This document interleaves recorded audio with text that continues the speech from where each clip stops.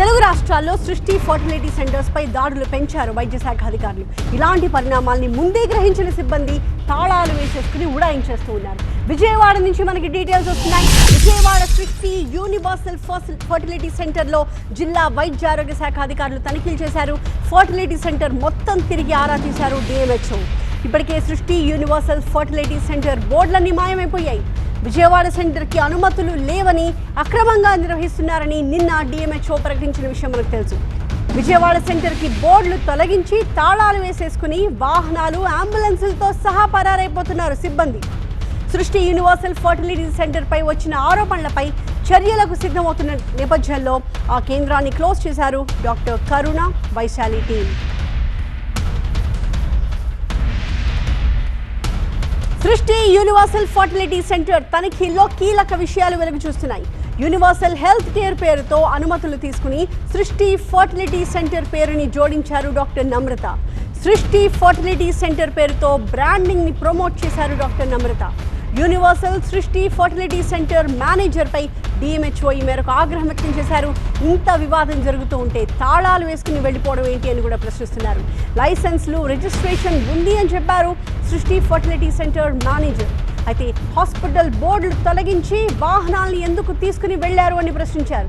Hospital ఎందుకు close చేశారంటూ నిలదీశారు.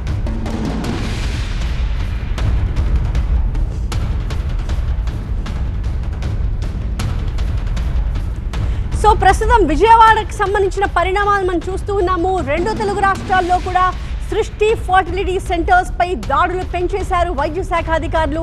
అయితే ఇలాంటి పరిణామాలు జరుగుతాయి అని ముందే ఊహించిన సిబ్బంది ఎక్కడికక్కడ తాళాలు వేసేసుకుని ఆ సెంటర్స్ నుంచి ఉడాయిస్తూ ఉన్నారు. సో విజయవాడకు సంబంధించిన అప్డేట్స్ చూస్తే, విజయవాడ సృష్టి యూనివర్సల్ ఫర్టిలిటీ సెంటర్లో జిల్లా వైద్య ఆరోగ్య శాఖ అధికారులు తనిఖీలు చేస్తూ ఉన్నారు. ఆ ఫర్టిలిటీ సెంటర్ మొత్తాన్ని తిరిగి ఆరా తీశారు డిఎంహెచ్ఓ. అది ఇప్పటికే సృష్టి యూనివర్సల్ ఫర్టిలిటీ సెంటర్ బోర్డులన్నీ కూడా మాయమైపోయాయి. ఎక్కడికక్కడ బోర్డులన్నింటినీ తొలగించేశారు. విజయవాడ సెంటర్కి అనుమతులు లేవు అని, అవి అక్రమంగా అక్కడ నిర్వహిస్తున్నారు అని చెప్పి నిన్న డిఎంహెచ్ఓ ప్రకటించిన తర్వాత పరిణామాలు చాలా వేగంగా మారిపోతూ ఉన్నాయి. విజయవాడ సెంటర్కి అక్కడ ఉన్న బోర్డులన్నింటినీ తొలగించేసి సెంటర్కి తాళాలు వేసేసుకుని వాహనాలు, అంబులెన్సులతో సహా అక్కడ ఏమీ లేకుండా పూర్తిగా పరారైపోతూ ఉన్నారు సిబ్బంది. దీనికి సంబంధించి డిఎంహెచ్ఓ ఏమంటున్నారో ఇప్పుడు చూద్దాం. తెలుగు రాష్ట్రాల్లో సంచలనం సృష్టించినటువంటి సృష్టి ఫెసిలిటీ సెంటర్కి సంబంధించినటువంటి వివాదం పైన ఇటు రాష్ట్ర ప్రభుత్వం కూడా ప్రత్యేకంగా దృష్టి సారించింది. ప్రస్తుతం యూనివర్సల్ ఫెర్టిలిటీ సెంటర్ పేరుతోటి విజయవాడలో కూడా పెద్ద ఎత్తున ఒక సెంటర్ నిర్వహిస్తున్నట్టు గురించి ప్రస్తుతం డిఎంహెచ్ఓ సుహాసిని ప్రస్తుతం అంటున్నారు. ఆమె ఈ సెంటర్లో కూడా ప్రస్తుతం తనిఖీలు కూడా చేస్తున్నారు. ఆవిడ అడిగి మరిన్ని వివరాలు తెలుసుకునే ప్రయత్నం కూడా చేద్దాం. మేడం, ఎలా చూస్తారు? మీ నోటీసులో ఏమైనా ఉన్నాయా? ఇప్పటి వరకు మీరు ఏమి గమనించారు? వీటిల్లో మీ తనిఖీల్లో ఏ అంశాలు వెలుగులోకి వచ్చాయి మేడం? మాకు పెట్టిన యూనివర్సల్ హెల్త్ కేర్కి సంబంధించిన అన్నీ ఉన్నాయి ఇక్కడ. దానివే అంటే రిజిస్ట్రేషన్కి సరోగసీ కానీ, తర్వాత బ్యాంకు కానీ, తర్వాత వీళ్ళకి రిజిస్ట్రేషన్ మిగతావన్నీ, అలానే విఎంసీకి ఇచ్చిన వాళ్ళ రిజిస్ట్రేషను, పొల్యూషను, ఫైర్ ఎన్ఎంసీ అన్నీ కూడా యూనివర్సల్ హెల్త్ కేర్ పేరు మీదే ఉన్నాయి. ఏ ఒక్కటి కూడా ఇప్పుడు మీడియాలో వచ్చినట్టు మీరు అడిగినట్టు ఆ పేరు మీద ఏదీ లేవు. నిన్నటి వరకు యూనివర్సల్ హెల్త్ కేర్ పేరుతో మీరు పర్మిషన్ ఇచ్చామని చెప్తున్నారు. కానీ సృష్టి ఫెర్టిలిటీ సెంటర్ పేరుతోటి వీరు పెద్ద ఎత్తున గత కొంతకాలం నడుస్తున్నారు. మీరు వస్తే బిల్డింగ్స్ ఉన్న పేరు కూడా అదే పేరు ఉందా? ఆ పైన గతంలో కేసులు కూడా ఉన్నాయి ఆవిడ పైన. ఓకే, మేము వచ్చినప్పుడు అలాంటి బోర్డులు ఏమీ లేవు. మాకు యూనివర్సల్ హెల్త్ కేర్, మా దగ్గర ఫొటోస్ కూడా ఉన్నాయి. మేము వచ్చినప్పుడు హాస్పిటల్ పేరు, మేము అక్కడ ముందు నుంచి కూడా ఫొటోస్ అన్నీ దిగుతాము. అందులో కూడా యూనివర్సల్ హెల్త్ కేరే ఉంది. ఇలాంటి పేరు ఎక్కడా కూడా లేదు. మేము దాని ప్రకారమే మేము రిజిస్ట్రేషన్ కూడా ఇవ్వడం కూడా జరిగింది. గతంలో ఎప్పుడో అంతకుముందు పెట్టిన బోర్డు అలానే ఉండిపోయింది అంటారు ఈయన అని చెప్పడం.